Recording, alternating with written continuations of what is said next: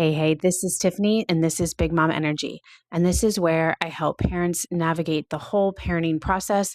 But in particular, I love going deep on the college admissions process and making that whole thing a lot less stressful and being able to go through that without actually losing your mind. And today we're going to talk about the college application essay, what it is, what it's not, and how to make yours stand out.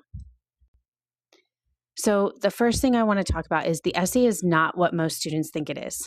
Understanding what the essay really is makes it so much less scary. So let's change how you see this. So the essay has 3 jobs, and none of them are about sounding impressive.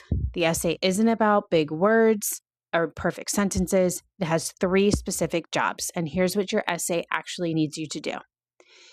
The first thing is it needs to tell your story. This is the only place where a college can actually see something about you that's not written in your application, in your resume, in your grades, in the classes you took, and it is the only place they're going to see that. Job 2 is to answer the prompt. Do exactly what was asked, no more, no less.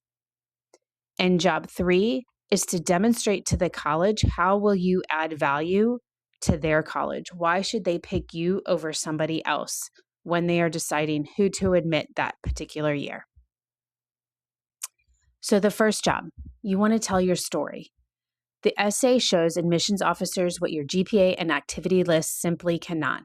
Behind every number and stat is a real person, and this is your chance to let them meet you. Admissions readers want to know, who are you when no one is grading you? What do you care about? How do you think? Use this opportunity. Don't write what you think that they want to hear. Write what is true, specific, and authentic to you. Authenticity is not just encouraged, it's what makes an essay unforgettable. The second part of the job is to actually answer the prompt. Now, this sounds totally obvious, but it's where many students lose points. Admissions officers read thousands of essays. They notice immediately when a student answers a different question than the one that was asked. So, in order to fix this, make sure you do these things. Read the prompt carefully, then answer exactly what was asked. Now, if it's a general admissions essay, you can pick a very open one where you can write about anything you want. If you pick a specific one, then you need to write about that particular prompt. Some college admissions applications actually have very specific questions they want to ask you, so you always want to make sure you ask those and get specific about what they're asking you for little sub-essays that they may require. The prompt you choose matters less than how well you answer it, and you want to stay on topic from your first sentence to your last. Don't write the essay you want to write. Write the essay they asked for, then make it unforgettable. The third thing is to make sure that you're showing the colleges that you fit there. They're not just filling seats, they're building a community. And your essay should answer, who will you become here and what will you add? Show them you've thought about how you'll contribute to campus life, not just what the school can do for you. This is your chance to connect your story to their community. Now, here's what the essay is not. It is not a 5-paragraph report, because this is where most first drafts go wrong. The college essay is not a 5-paragraph essay from English class. There's no intro paragraph, no 3 supporting paragraphs, no conclusions. Admissions officers do not want a book report. They want a story. And not just any stories. The best essays are the ones that get passed around the admissions office. The one where someone finishes reading and says, you've got to read this one. That is the bar. So here's what does not clear the bar. Using sports as a metaphor for life. I love athletes, but every admissions counselor has read that essay 1,000 times. Skip it.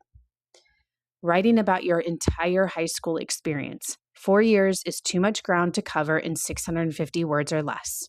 You will end up skimming the surface of everything and going deep on nothing. And telling a story that spans years. The essays that stand out are not about a long journey. They are about a very single moment. So this is the power of that single moment. If you are going to write about sports, instead of writing about how 4 years of playing soccer taught you about teamwork and resilience, write about the 30 seconds before the penalty kick in the state championship. Put the reader right there with you. The sounds, the feeling in your chest, what you were thinking, what happened, what it meant. A single moment gives your reader something to hold on to.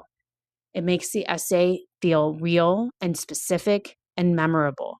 And specific is everything, because specific is what makes your story yours and no one else's. Specificity is everything included. Sensory details, what you saw, heard. You pull the reader into your story and make it unforgettable. I always tell students to write a story and you're painting a picture with your words. A focused moment told well reveals more about who you are than 4 years of highlights ever could. Now, you'll always hear about the hook, and this is why you won't find that hook in your first draft. Most students write and don't realize that their hook is hiding somewhere in the first draft, but it's typically never in that first paragraph. You're going to write your first draft, and it's probably going to start with something flat and a little generic. That's completely normal. It's expected. Get it out anyway. Because buried somewhere in that draft, and I see this almost every single time I review an essay, is the real opening. Usually sitting in the second paragraph, the sentence that makes you stop and want to keep reading. Once you have that full first draft, go find that sentence. It's probably in there.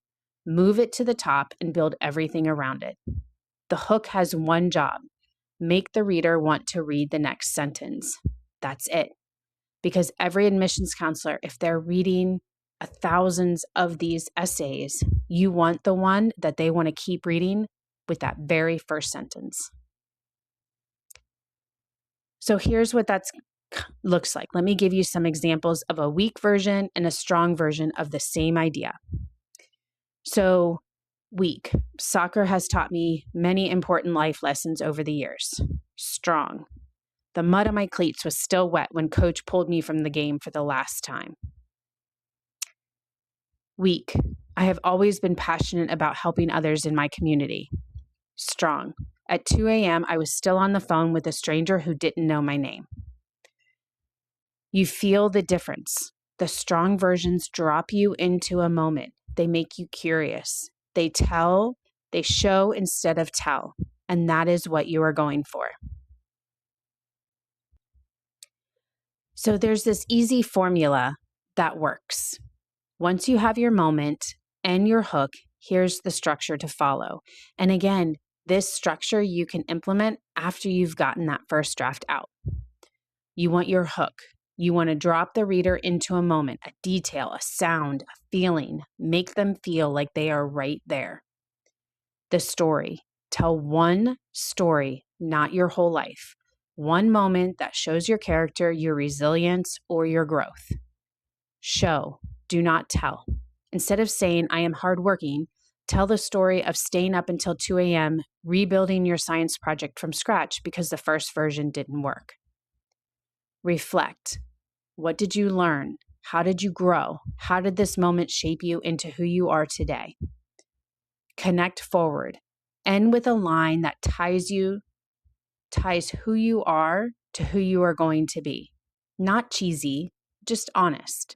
Think of it this way: hook, story, growth, why it matters.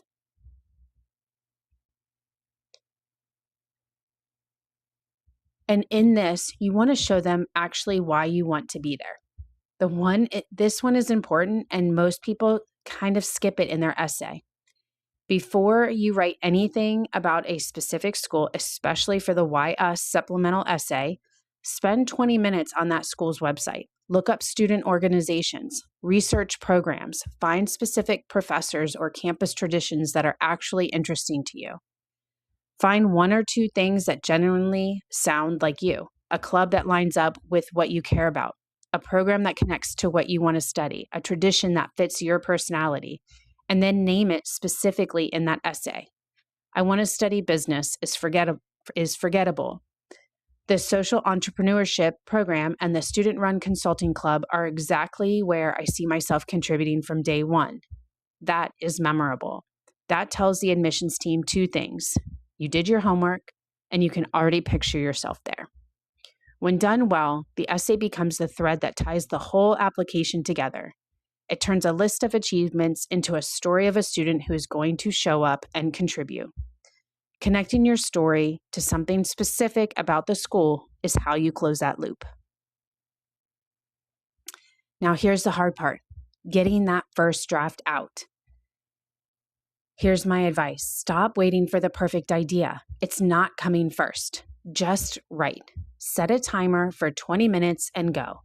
No editing, no deleting, no second guessing. Hate typing? Open your voice memo and just record your voice and have it translated into text. Say it like you're telling a friend. That unfiltered version, that's often your best first draft. You could even go on a walk and just open up your voice memo and just talk to it while you're going on a walk. The first draft does not have to be good. It just has to exist. You have all summer, if you start it now, to come back to it, sharpen it, and find the hook and make it something worth passing around. Now, once you've gotten that out, here's what your next steps, how to know if it's working. Once you have that draft, read it out loud. Like out loud. Are you excited or bored by your second sentence? If you're bored, the admissions counselors are too. Does it sound like you? Not like a thesaurus, not like your parents, not like an AI tool wrote it for you. It has to sound like you. Will someone remember the essay after reading 100 others? If the answer is not clear, keep sharpening, keep working on it. Now I want to address the elephant in the room and give you a little note on using AI. I'm going to be real with you because it's on everybody's mind. Using an AI tool as an extra set of eyes on a finished draft, totally fine. Helpful even. Run it through for grammar, flow, and clarity. Having it write the essay, that is the problem. Not just ethically, but because it will not sound like you. And admissions officers read thousands of essays, so they will know. Keep the voice authentic. It doesn't have to come from a thesaurus. They're not looking for you to use bigger and stronger words. They're looking to find and see a picture of you and how you're going to fit on their campus and contribute to their campus. So you want to keep your voice authentic. Make the final decisions yourself. The tool cannot help you publish. They cannot replace the story that only you can tell.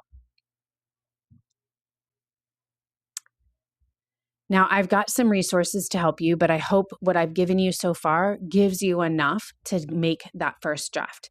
But I do have some resources that I want to tell you about before I let you go. The first is my essay writing toolkit. It's $37 and it walks you through brainstorming prompts to help you find your story, proven templates for 4 of the most common essay types, and a full step-by-step editing checklist to use before you submit. The second is I do offer one-on-one essay review services. If you want a set of real eyes on your draft, someone who's reviewed hundreds of essays and knows what admissions officers are looking for, I do personal reviews and I will help you find the hook and make the essay the strongest version of itself. I'm going to link both of those two below. Okay, that is everything I want you to know about the college application essay before your student writes a single word. Start the draft this summer. Get the story out, find the hook, and give yourself time to make it great before applications open in August. If this was helpful, give it a thumbs up and please subscribe. I have so much more college prep content coming this summer. And drop the questions in the comments. I read all of them. You've got this.